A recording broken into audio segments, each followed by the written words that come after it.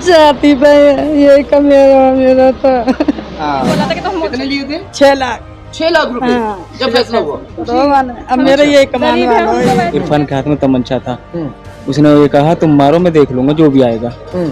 ये सारे के सारे किसी के हाथ में लाठी थी, किसी के हाथ में कुछ, किसी के में कुछ।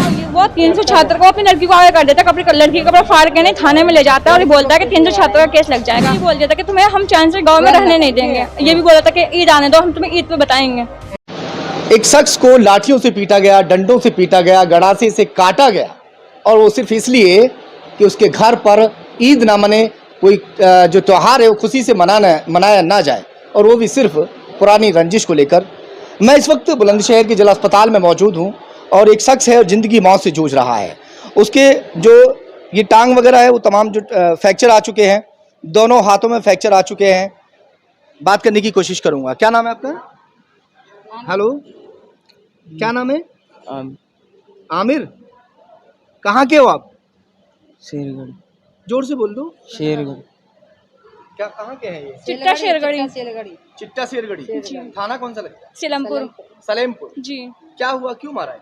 बस ये नहाने के लिए गए थे, पुरानी रंजिश की वजह से इसको ये बोला था कि हम तुम्हारे घर पर ईद नहीं मनाने देंगे। उसकी वजह से ना इनको इतना बुरी बेरहमी से मारा, बहुत मतलब कि सांस भी नहीं आ रही थी इनको। उसकी वजह से इनको मतलब कि खूब मारा। पुरानी रंजिश क्या है? पुरानी रंजिश ये थी मतलब कि जो मेरे बड़ा हस्बैंड है उनके, मेरा जो हस्बैंड है उनके ऊपर 376 लगा दी थी।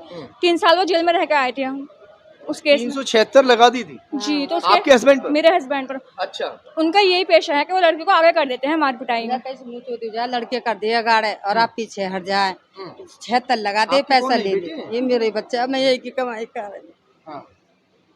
ससुर में रहने। ये मेरा आपके बड़े बेटे को जेल भिजवा दिया था उन लोगों ने? 3 साल काटी हुआ ने मेरे ने। अच्छा। तो हमने ले दे के हमने उनका फैसला कर लिया था। उन्होंने ये बोला था कि तुम कितने लिए थे? 6 लाख रुपए जब फैसला हुआ। तो अब मेरा ये कमाने वाला है। वैसे हमने अपना घर वर बेचा, वो करके जमीन वमीन बेच के जमीन वमीन बेच के हमने अपना 6 लाख में उससे वो फैसला करवा लिया था। लेकिन उसने ये बोल दिया था कि तुम्हें हम चैन से गाँव में रहने नहीं देंगे। ये भी बोला था कि ईद आने दो, हम तुम्हें ईद पे बताएंगे। ये ईद पे मारपीट की? जी, ईद पे मारपीट की। इसको अकेला देखा, अकेला होने की वजह से इसको। आमिर, तुम बताओ क्यों मारा? समझ नहीं आ रहा है कुछ कि पुरानी रंजिश के चलते आखिर तुम्हें क्यों मारेंगे? कुछ तो बात हुई होगी, कोई गाली इफ्तार, कोई बातचीत? कुछ नहीं हुआ। फिर मैं जा रहा था नहाने के लिए, उसने रास्ते में जाकर उसने एक सिर्फ भरा ही बीच में पड़ता है। किसने? नाम बताओ। इरफान, जीसान, अहमद हसन, ये सब ने घेर लिया? ये सब लोगों ने घेर लिया मुझे। सिर्फ भरा बीच में पड़ता है, मक्का और नियार दोनों चीज बोल रही थी। खाली खेत में मैं जा रहा था, गोश्त वोश बनवाया था, शहर से आया था, गर्मी पड़ रही थी ज्यादा।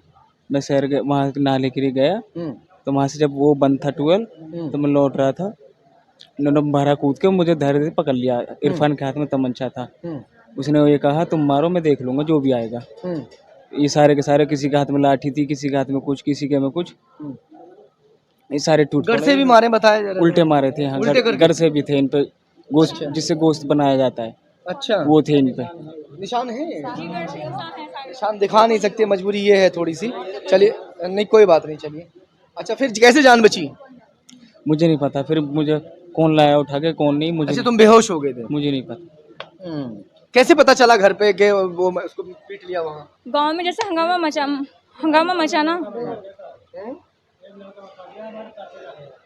उस लड़के ने बताया कि तुम जाकर देखो तुम्हारे भाई को ना मारा है। मेरे देवर से बताया, बड़े देवर से। तो जैसे वो गए ना देखने के लिए वहाँ पर, तो इनको ना ये तो बेहोश थे, तो ये खड़े हुए संभलने के लिए, इनसे खड़ा नहीं हुआ गया, ये वहीं पे गिर गए नीचे। इन्होंने, देवर ने मेरे इनको गिरता हुआ पाया, जब जाके देखा इनको तब उठा के लेकर आए। अब क्या वो इनके ऊपर इल्जाम क्या लगा रहे हैं? हाँ, ये वो 376 को अपनी लड़की को आगे कर देता, अपनी लड़की को फाड़ के नहीं थाने में ले जाता है और ये बोलता है कि 376 का केस लग जाएगा। लोकल इसका मेडिकल कराता है, लेन देन जैसे भी कराता है। छानबीन की पुलिस ने? क्या आया उसमें छानबीन की? अभी तो उसमें कुछ भी नहीं आया। नहीं, पुलिस छानबीन के लिए आई थी आपके इनके देवर के खिलाफ, तो क्या मिला था उसमें? कुछ भी नहीं मिला था। उन्होंने ये बोला था कि जिस लड़की से कहा था ना, उस लड़की के साथ में कपड़े धोने के लिए गई थी, तो जो लड़की थी उसने मना कर दिया कि मेरे साथ में थी नहीं ये लड़की। कैसे? उन्होंने ये बोला था कि लड़की मतलब कि हमारी दूसरी लड़की के साथ में कपड़े धोने के लिए कुएं पर गई थी, तो जो जिस लड़की का नाम लिया था ना उन्होंने मना कर दिया कि ये लड़की मेरे साथ में नहीं थी। तो उसकी वजह से ना वहाँ पर पुलिस को कुछ भी नहीं मिला, बस कुछ गिरा वो पड़े। हाँ, पुरानी रंजिश के चलते पहले मारपीट की गई। मारपीट इतनी बुरी तरह से की गई, उन्हें ऐसा लगा कि ये मर गया, ख़त्म हो गया, क्योंकि ये मरणासन हालत में पहुंच गया था। तभी वो लोग अपनी लड़की को भी लेकर चले। उसी दिन लेकर गए थे थाने या किसी अगले दिन लेकर गए? उसी दिन ले गए, उसी दिन लेकर गए। लौंडिया जाती पे ये मेरा था। हाँ, पुलिस जांच में जुटी हुई है और पुलिस गांव में भी पहुंची है सच्चाई पता लगाने के लिए। क्या सच्चाई सामने आई थी पुलिस जब पहुंची? थोड़ा आगे आ जाए। सच्चाई ये सामने आई, जिस लड़की के ने बताया था कि उस लड़की के पास कपड़ा धोने गई उसके साथ में, उस लड़की से पूछताछ करी तो उस लड़की ने कही मेरे पास कोई नहीं आया, नुको ये झूठा केस लगा रहे हैं इस पे। एक तो नुको उसका बच्चा मार दिया और ऊपर से झूठा केस लगा रहे हैं। उस लड़की ने ये गवाही दी। फिर के ये बताई गई कि इनको चाचा घर में डंडे रखे हैं मारने के लिए। पुलिस वहाँ पे पहुंची है, वहाँ पे मना कर दी, कोई डंडा नहीं मिला पुलिस ने। तो ये चीज़ थी, ये मतलब झूठा केस लगाया जा रहा पूरा। और एक तो हमारा भैया मार दिया और ऊपर से झूठा केस। अभी तक पुलिस ने तो आपके साथ दिया है? हाँ बिल्कुल दिया है। हाँ, सच्चाई जो है वो कभी छिपती नहीं है। झूठे केस में अगर कोई एक बार फंसा दे तो कोशिश करता है कि दोबारा फिर से उसको इसी तरह से फंसा दिया जाए। एक बार वो पहले इस हरकत को कर चुके हैं और दोबारा से कामयाब होने की कोशिश जारी है उनकी। चलिए खैर, देखते हैं कि इस केस में आगे क्या होता है।